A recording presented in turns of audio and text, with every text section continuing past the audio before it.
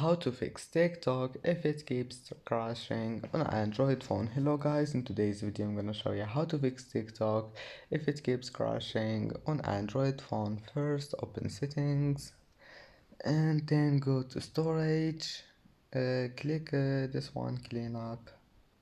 Now just wait for this one here, junk files or cache, and then just clean it.